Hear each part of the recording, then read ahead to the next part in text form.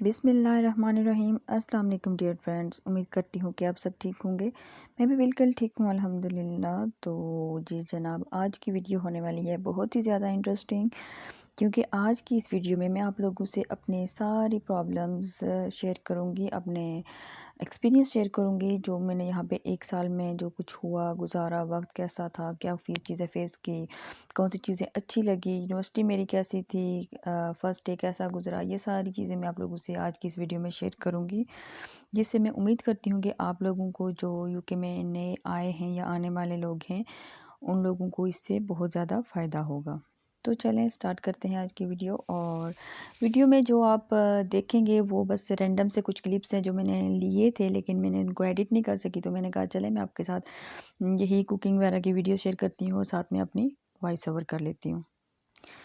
तो जी जनाब, स्टार्ट करते हैं। मेरा वीज़ा कब लगा? तो मेरा वीज़ा लगा 27 सितंबर को 2022 और मैं 29 सितंबर को आ गई थी, क्योंकि मेरा जो इनटेक था वो सितंबर इनटेक था और मैं ऑलरेडी बहुत ज़्यादा लेट हो चुकी थी। तो इस वजह से मुझे फिर नेक्स्ट डे की ही फ़्लाइट लेनी पड़ी। और क्योंकि 3 अक्टूबर को जो है ना मेरा इंडक्शन भी था और मैंने अपना स्टूडेंट कार्ड वगैरह लेना था, क्योंकि उसके बाद मेरी क्लासेस स्टार्ट हो गई थी। तो फिर मैं आ गई और जो मेरी फ़र्स्ट रिकमेंडेशन थी वो मैंने अपने फूफो के घर ही रखी, क्योंकि मेरे हस्बैंड भी नहीं थे और मैं इतनी जल्दी कुछ भी अरेंज नहीं कर सकती थी। यहाँ पे मुझे जो मेजर प्रॉब्लम मुझे लगता है ना, वो आज कल भी और उस वक्त भी अकोमोडेशन का ही था। तो खैर, बात करते हैं कि मैं अपने बीआरपी मैंने कब रिसीव किया। तो बीआरपी तो मेरा खैर आ गया था, लेकिन यूनिवर्सिटी वालों ने हमें नहीं दिए थे उस वक्त के, रश बहुत ज़्यादा था। तो वो कह रहे थे कि आप लोग अपनी अपॉइंटमेंट लेके फिर आएँ। इवन कि मेरे हस्बैंड 1 मंथ के बाद आए थे और उनका बीआरपी नेक्स्ट डे ही उन्होंने दे दिया था, लेकिन स्टूडेंट्स का उन्होंने बहुत ज़्यादा लेट किया था, जिसमें उन्होंने मुझे जो डेट दी थी 24 नवंबर की दी थी। तो फिर बाद में खैर मैंने फिर उनको बोला कि मुझे अर्जेंट चाहिए, तो पता नहीं 9 नवंबर को या समथिंग कोई डेट थी, मुझे उनने फिर दे दिया था। तो बात करते हैं कि मेरा एक्सपीरियंस कैसा रहा। तो सच्ची बात बताऊँ, मैं यही कहना चाहूँगी, जो भी लोग वहाँ पे वेल सेटल हैं, जिनको कोई मसला नहीं है, लाइक रोज़ी के लिए ही हर बंदा आता है, अपने फ्यूचर को बेटर करने के लिए हर बंदा आता है, लेकिन मैं कहती हूँ कि जो लोग वहाँ पे सेट हैं उनको आएँ, वो ज़रूर घूमने के लिए आएँ, जिनको शौक़ है वो भी आएँ, लेकिन कभी भी मतलब मुझे नहीं लगता कि इस कंट्री में आपको सेटलमेंट लेनी चाहिए, क्योंकि ज़िंदगी इंसान की, जो मेरा अपना एक पॉइंट ऑफ व्यू है, ज़िंदगी इंसान की बहुत छोटी है। यहाँ पे रहने वाला लोग, जितने भी लोग हैं, वो सिर्फ स्ट्रगल करते हैं। मतलब उनके तो पास इतना टाइम भी नहीं होता कि वो अपने पे कुछ इन्वेस्ट कर सकें।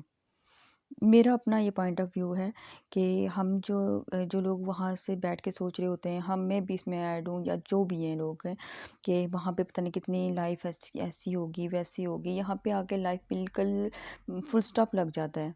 आप कहीं पे कुछ नहीं कर सकते, आप बस जहाँ पे जॉब करते हैं, एक बार आपकी जॉब लग गई, आप बस वही करते रहते हैं, वही करते रहते हैं। नो डाउट पैसे आते रहते हैं, लेकिन आपके वो किसी काम के नहीं होते। ठीक है, आपके फैमिली को उसका फ़ायदा होता है, आप भी जैसे मतलब नॉर्मल लोग खाना खाते हैं, रहते हैं, वैसे ही होता है, लेकिन लाइफ जैसे मैं चाहती हूँ वो वाली लाइफ यहाँ पे नहीं होती। वो लाइफ आपको सिर्फ पाकिस्तान में ही मिल सकती है। तो मतलब ये मेरा एक अपना पर्सनल एक्सपीरियंस है, और मैं पहले भी यही कहती थी कि मतलब ऐसा नहीं होना चाहिए। खैर, बात करती हूँ कि मेरे हस्बैंड कब आए। तो मेरे हस्बैंड 1 मंथ के बाद आए थे, और वो जब वो आए तो फिर मुझे जो सबसे बड़ी प्रॉब्लम फेस करनी पड़ी वो थी अकोमोडेशन की। जैसे ही उनका वीज़ा लगने से पहले से ही मैं ढूंढ रही थी, मैं हर जगह पे मैंने पता किया, लोगों को भी कहा हुआ था, अपने फेलोज़ को, मेरी जो फैमिली यहाँ पे थी वो भी ढूंढ रही थी, लेकिन नहीं मिल रहा था एक सिंगल रूम या कोई स्टूडियो फ्लैट या जिस तरह का हम ढूंढ रहे थे, जिस तरह का क्या मतलब कोई मिल ही नहीं रहा था। इन शॉर्ट ये है। तो मैं बहुत ज़्यादा इस वजह से परेशान रही, डिप्रेस्ड रही। ज़ाहिर-सी बात है, एक बंदा इतना ट्रैवल करके आता है, वो कहाँ पे जाके रेस्ट करेगा? वो कहाँ पे जाके मतलब कितना होता है ना कि एक बंदा थका हुआ आता है, उसके पास रहने की जगह नहीं है। जैसे मैं आई थी तो मुझे पता था कि मेरी फूफो हैं आगे, वो मुझे ले गई घर, उन्होंने खाना बनाया हुआ, मैं पूरा 1 मंथ उनके साथ रही, तो काफ़ी मैं रिलैक्स रही। इससे मुझे अपने हस्बैंड के लिए फ़ील हो रहा था उस वक़्त। लेकिन बस जब अल्लाह ताला ने आपके नसीब में कुछ लिखा होता है, तो जब मेरे हस्बैंड आए, उनकी सुबह 7 बजे की फ़्लाइट थी और दिन 2 बजे हमें जो है ना रूम मिला है। तो ख़ैर, यहाँ पे अकोमोडेशन का मसला भी हल हो गया, लेकिन वो जो टेंशन थी ना, वो कभी भी नहीं मेरे माइंड से निकल सकती, क्योंकि बहुत टफ़ टाइम होता है आपके लिए कि आपको रहने के लिए जगह नहीं है। और मेरी तो फिर यहाँ पे फैमिली थी, उन्होंने मुझे हेल्प किया सारा कुछ। लेकिन जो लोग जिनका कोई भी नहीं होता, आप उनसे पूछें कि वो कितनी मुश्किल से ये चीज़ें फ़ेस करते हैं, कितना मुश्किल होता है इन चीज़ों से गुज़रना, सारा मैं समझ सकती हूँ। और जो भी लोग यहाँ पे एज़ अ स्टूडेंट आ रहे हैं, उनको पता होगा कि अकोमोडेशन का यहाँ पे कितना बड़ा इशू है। बात करती हूँ फिर मैं अपनी जॉब की, तो मैंने जॉब स्टार्ट में आके नहीं ढूँढी क्योंकि मेरा बीआरपी नहीं था, तो मैं एनआई पे करना चाह रही थी। और उस वक़्त शायद उस वक़्त मैं ढूँढती तो जॉब मिल भी जाती, लेकिन मैंने नहीं ढूँढी क्योंकि मेरा बीआरपी नहीं था। और मैं यहाँ पे सेटल भी नहीं हो रही थी, मतलब किसी आप दूसरे के घर में रह रहा हूँ, वहाँ से आपका निकलना, कहीं जाना, आपको पता ही नहीं होता। आप जहाँ पे भी वो जा रहे होते हैं, आप वहाँ पे जा रहे होते हैं। आपको पता ही नहीं होता कि मैंने कहाँ जाना है, क्या करना है। तो बस ऐसे-ऐसे करते टाइम गुज़रता गया और फिर जॉब मिली ही नहीं उसके बाद। इतना ज़्यादा स्टूडेंट्स आ गए और स्टूडेंट्स के लिए उन्होंने जॉब्स बंद कर दी। और डिपेंडेंट हर अभी भी जॉब कर सकते हैं, और उस वक्त भी डिपेंडेंट को फुल टाइम मिल जाता था। और अल्हम्दुलिल्लाह मेरे हस्बैंड की जॉब विद इन वीक लग गई थी। तो ये भी मुझे उनकी तरफ से हमें रिकमेंडेशन का कोई प्रॉब्लम नहीं फेस करना पड़ा, सॉरी वर्क का कोई प्रॉब्लम फेस नहीं करना पड़ा। खैर उसके बाद जो मेन इशू था हमारे लिए वो था फ़ीस का इकट्ठे करना, क्योंकि 15,000 पाउंड फ़ीस थी, जिसमें से हमने 5,000 वहाँ से करवाई। और फिर 5,000 जैसे ही मैं आई तो यूनिवर्सिटी वालों ने कहा कि हमें 65% जो है ना फ़ीस चाहिए आप लोगों से।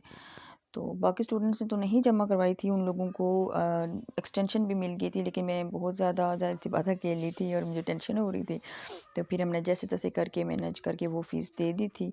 उसके बाद फिर बाकी चीज़ें जो थी वो साथ साथ चलती गई, और जो बाकी फ़ीस थी वो भी हमने फिर जो डेट उन्होंने दी हुई थी उनमें सबमिट करवा दी। उसके बाद जो चीज़ आप फेस करते हैं यहाँ पे आके, वो होता है ट्रांसपोर्ट इश्यूज़।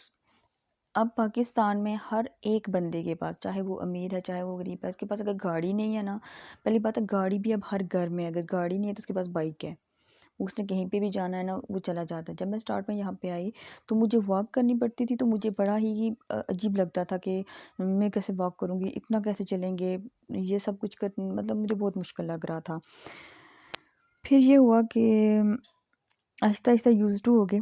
और जो यूनिवर्सिटी की बसेस में हाल होता था, पाकिस्तान की भी बसेस से बहुत बुरा। इतना रश कि आपको अगर आपकी 9 बजे क्लास है तो कुछ 6 बजे जाके स्टॉप पे खड़ा होना पड़ता था। और फिर भी आपको कभी खड़े होके जगह मिलती थी और कभी मिलती ही नहीं थी। इससे ही आपकी क्लास भी वेस्ट हो जाती थी, ऐसे ही कुछ चल रहा था। लेकिन हर भी बंदा आहिस्ता-आहिस्ता यूज़्ड टू हो जाता है। जैसे-जैसे करके यूनिवर्सिटी में भी फ्रेंड्स बन गए, पाकिस्तानी स्टूडेंट्स फिर आते गए, काफ़ी सारे हो गए। फिर हम लोग एक-दूसरे के साथ अपनी स्टडी डिस्कस करते, हर एक चीज़ को लेके कैसे आना है, कैसे जाना है, सब चीज़ें जो है ना हम लोगों ने मैनेज की। मैं सच बताऊँ, फर्स्ट डे जब मुझे अंकल छोड़ के आए, जब मैं यूनिवर्सिटी गई थी फर्स्ट डे, तो मुझे नहीं पता था मैंने कैसे जाना है। तो मेरे अंकल मुझे ड्रॉप करके आए, और वापसी पे मुझे ये तक नहीं पता चल रहा था कि मेरी बस में हमें जगह कैसे मिलेगी। क्योंकि हमारे 2 कैंपस हैं, और जो पहले वाला कैंपस है वहाँ से ही बसेस फुल होके आ रही थी, और हम लोग ऑलमोस्ट 3 बजे के खड़े रात को 7 हो गए। सर्दियाँ थी उस वक़्त भी, और 7 तो बहुत लंबा टाइम होता है। फिर भी हमें बस नहीं मिली। फिर हम दूसरे कैंपस में गए और वहाँ से भी हमें बस नहीं मिली। उस वक़्त बसेस का बहुत ज़्यादा इशू था। तो देन फिर हमने टैक्सी की। हम 3 लड़कियाँ थी, 3 थी शायद, तो फिर हमने टैक्सी की और 30 पाउंड दे के हम घर पहुँचे। इतनी सारी प्रॉब्लम्स आती हैं। तो ख़ैर फिर बात करते हैं कि कैसे अपने बजट को मैनेज करें। मतलब आप जब इंटरनेशनल स्टूडेंट्स होते हैं, चाहे आप पीछे से कितने अमीर हों, सारा कुछ आपको हर चीज़ यहाँ पे मैनेज करके ही चलना पड़ता है। यहाँ पे एक आम बंदा, मतलब जब स्टार्ट में आता है तो उसकी सैलरी तकरीबन 1500 पाउंड, 1600 पाउंड, अगर वो फुल टाइम काम कर रहा है तो उसकी इतनी होती है। अब आपने मैनेज करना है कि आपने यहाँ पे कितना इन्वेस्ट करना है, आपने घर पे कितना, पाकिस्तान में कितना भेजना है, और आपने अपनी फ़ीस कैसे इकट्ठी करनी है, आपने यहाँ का रेंट कैसे देना है। सब एक बड़ी अमाउंट जो है ना हमारी, वो हमारे रेंट में चली जाती है। चाहे आप एक रूम में रह रहे हैं तब भी आपका अच्छा खासा रेंट होता है। तो फिर हमने इसको मैनेज किया, और अल्हम्दुलिल्लाह बहुत अच्छे से मैनेज रहा। इसी वजह से हमने अपनी फ़ीस भी दे दी, बाकी जो एक्सपेंस वगैरह होते हैं यहाँ के पाकिस्तान के, वो भी काफ़ी हद तक सॉल्व होते गए। और यहाँ पे आने से पहले भी आपको बहुत सारे पैसों की ज़रूरत होती है, वो आपने जो कर्ज़े लिए होते हैं, आपने देखना होता है कि उन सारी चीज़ों को कैसे मैनेज करना है। तो जब अब तक अपना बजट मैनेजमेंट नहीं करते, तब तक आप ये सारी चीज़ें हैंडल नहीं कर सकते। अच्छा, तो इसके बाद बात करते हैं जी हॉस्पिटल के इश्यूज़ की। जो यहाँ पे बहुत सारे लोग अक्सर बात करते हैं कि यहाँ का हॉस्पिटल का सिस्टम बिल्कुल भी अच्छा नहीं है, ये ऐसा है और बिल्कुल ठीक भी है क्योंकि यहाँ पे स्टाफ बहुत कम है और हेल्थ में प्राइवेट हॉस्पिटल्स में बहुत कम लोग जाते हैं। मुझे पता ही नहीं है कि उनका कैसे होता है और अगर आपको कोई एक अपॉइंटमेंट लेनी पड़े तो आपको महीनों इंतज़ार करना पड़ता है और तब तक शायद आप ठीक हो जाएँ या फिर आप बिल्कुल ही ठीक होके ऊपर पहुँच जाएँ। इस तरह के भी इश्यूज़ हैं। लेकिन ये है कि जब वो चेक करते हैं तो फिर आपको बहुत डीपली चेक करते हैं। जब आपका एक बार उनके पास कोई इश्यू चला जाता है वो खुद आपको फिर अप्रोच करते हैं, बेशक लेट ही सही, लेकिन वो फिर खुद देखते हैं कि आपको ये प्रॉब्लम है, आपने इस टाइम पे आके ये चेकअप करवाना है, ये करना है, वो करना है। तो वैसे टाइम तो गुज़र ही जाता है, लेकिन इसीलिए कहते हैं कि जब आप पाकिस्तान से आएँ तो अपने साथ कुछ ज़रूरी मेडिसिन ज़रूर लेके आएँ, जैसे फ्लू वगैरह की, जो ये पैरासिटामोल वगैरह ये चीज़ें होती हैं, वहाँ से लेके आएँ ताकि आप साथ-साथ ही अपना ख़्याल रखते जाएँ। तो ये थे कुछ जो चीज़ें मैंने फ़ेस की, जो चीज़ें मुझे अच्छी नहीं लगी, ये थी। और अब मैं आपको बताती हूँ कि यहाँ पे मुझे कौन-सी चीज़ अच्छी लगी है। तो इसमें सबसे पहले आपका टाइम मैनेजमेंट है। उसके बाद यहाँ के रूल्स आपको हर हाल में फ़ॉलो करने हैं, चाहे आपका दिल करे चाहे ना करे। तो उससे आप में की जो हैबिट्स हैं बहुत सारी वो चेंज हो जाती हैं। उसके बाद पंक्चुअलिटी, क्योंकि अगर आप किसी भी जगह पे पहुँचने से 1 मिनट भी लेट हो जाते हैं, इवन कि अगर आपकी कोई अपॉइंटमेंट है तो आप 1 मिनट लेट होते हैं तो देन वो कैंसिल कर देते हैं। वो कहते हैं कि आप लेट थे तो आपकी अपॉइंटमेंट नहीं हो सकती। इसलिए आपको हर जगह पे हर मतलब चीज़ को टाइम के हिसाब से मैनेज करना होता है। तो ये थी मेरी आज की वीडियो और इन शॉर्ट यही मैं कहूँगी कि life is not easy in UK. जितनी आसान लाइफ मुझे लगता है पाकिस्तान में है, इतनी और किसी फॉरेन कंट्री में नहीं होगी। तो जो मोस्ट कॉमन प्रॉब्लम्स हैं जिसमें जैसे अकोमोडेशन एंड जॉब ही है, हर दूसरा स्टूडेंट इंटरनेशनल स्टूडेंट इस चीज़ को फेस कर रहा है क्योंकि बहुत ज़्यादा डिपेंडेंट भी साथ आ गए हैं, जिसकी वजह से स्टूडेंट्स को अब जॉब नहीं मिलती उस तरह से। तो बॉयज़ तो फिर भी कहीं न कहीं काम कर लेते हैं, वो हर तरह का काम एक्सेप्ट भी कर लेते हैं। जो लड़कियां अकेली आती हैं, जिनके साथ डिपेंडेंट नहीं होते, उनके लिए बहुत ज़्यादा टफ़ होता है। बहुत सारे लोग इस चीज़ से एग्री भी करेंगे, कुछ हाँ ठीक है कर लेते हैं, किसी को लक की भी बात होती है, जॉब की भी। लेकिन मैं तो अपना बताऊँ अगर, तो मुझे भी आए हुए यहाँ पे 1 साल हो गया है।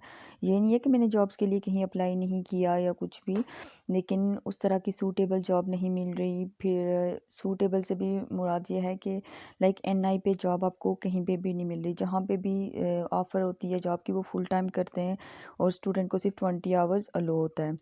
तो जो भी स्टूडेंट्स पाकिस्तान से आ रहे हैं उनके माइंड में ये चीज़ होनी चाहिए कि हमें हो सकता है 1 महीना जॉब ना मिले, हो सकता है 2 महीने जॉब ना मिले, मिल तो जाती है, आज ना सही कल मिल जाएगी।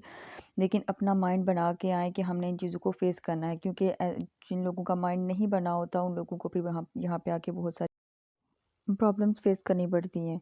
तो बाकी यही है कि जो लोग यहाँ पे आ जाते हैं वो यही सोच के आए कि अल्लाह ताला ने हमारा रिज़्क लिखा हुआ था तभी इंसान आता है, वरना अल्लाह की मर्ज़ी के बगैर एक पत्ता भी नहीं हिलता। तो यहाँ पे आने के बाद भी लोगों को जो यहाँ के रहने वाले लोग हैं वो भी आपको पसंद नहीं करते कि ये क्यों आ गए हैं जी, यहाँ पे क्या है। खुद तो कई सालों से यहाँ पे रह रहे होते हैं लेकिन उनसे बर्दाश्त नहीं होता कि कोई दूसरा भी आ जाए। बेशक बहुत सारे लोग कमेंट भी करेंगे ऐसा नहीं है वैसा नहीं है, लेकिन मैंने बहुत सारे लोगों को देखा है जो आपको मोटिवेट तो करते नहीं है, लेकिन ऐसी बहुत सारी बातें करते हैं जो जिससे आपको प्रॉब्लम होती है। पर सब लोग एक जैसे नहीं होते, कुछ अच्छे लोग भी होते हैं, मैं सबको नहीं कह रही। तो उम्मीद करती हूँ कि मेरी आज की ये वीडियो आपके लिए इन्फॉर्मेटिव हुई होगी, आपको अच्छी लगी होगी। अगर आपको अच्छी लगी है तो please like comment and subscribe my channel. बाकी मिलते हैं नेक्स्ट किसी वीडियो में, तब तक के लिए अपना बहुत सारा ख्याल रखिएगा। अल्लाह हाफिज़, बाय बाय।